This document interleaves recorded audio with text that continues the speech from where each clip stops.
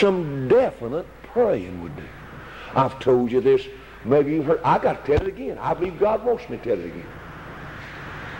I used to pastor a church. I ain't going to tell you where, because you might identify with what I'm talking about. But anyway, pastored a church, and it had a good choir. But one lady, honest folks, when she opened her mouth, it was like somebody trying to operate on you for appendicitis without putting you to sleep. It was the awfulest sound I've ever heard in my life. Babies would cry. We was having a Saturday service one day, and they're singing, and a dog come through the yard, and she was singing, and the dog started going, whoa! It was awful. And when she tried to sing, we called her leather lungs. Honest, it was pitiful. Listen, my nerves, I don't think my nerves have ever got over it. And that's been years ago. She couldn't sing, but I'm going to tell you something. She could touch God with her prayer life. She had a husband that would beat her up, pull her hair out, but she would not quit coming to church. She wouldn't do it. She wouldn't do it.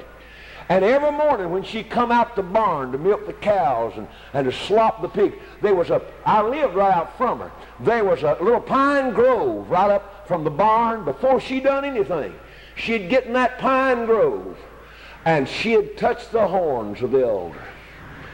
I actually saw cars stop along the road and men get out and take their hats off and bow their head. Jack, I mean, listen, I believe God's met that old girl out there in that pine thicket. She'd pray for him, he'd beat her up.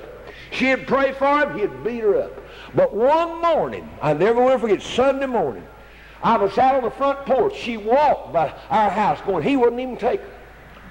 She had to walk. Take them little kids, looked like stair steps.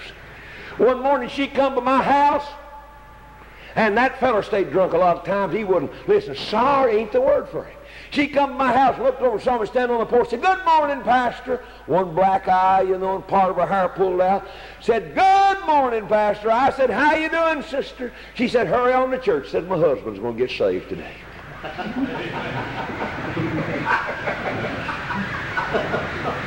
I thought, my soul, that rascal's already down yonder in the river drowning worms right now. He ain't even coming to church. She said, hurry on, he's going to get saved today. Well, me and my wife hurried on. I said, let's get over her. She'll be so disappointed. Well, you could tell I was really loaded with faith. I said, let's get over her. That rascal won't be there.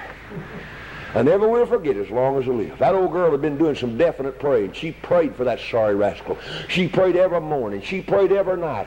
Jack, she never missed it a day. She wouldn't let go. She held on like Jacob of old. She said, I'll not let you go till you bless me. And that morning we went in, and I thought, well, we'll have to go through her bad singing again.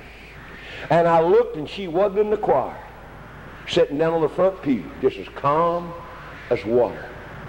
Sitting there, not a move. Had them kids all lined up at the side of her.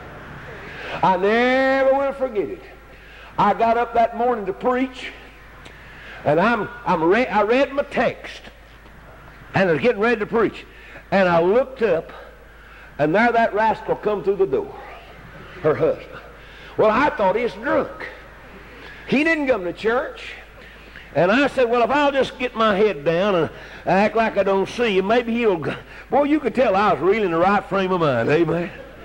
And I'd try to preach, and I'd look up, and he had an old cap, and he was standing back there twisting it like that. And every time I'd lift up my head, he'd do like this. And I'd bow my head back down, just preach and preach. And I preached till I got a crick in my neck. And I looked up at him, he waved like this. I said, what do you want? Well, he said, I guess it's the wrong time, but if you'd let me, I'd sure like to come down there and get saved, amen.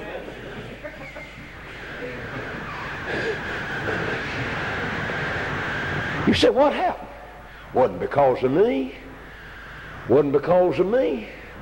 You said, well, what was it? It wasn't because of her singing. You said, well, what? It wasn't because of the deacon board. I'll tell you what it was. An old girl got in the pine thicket and done some definite praying.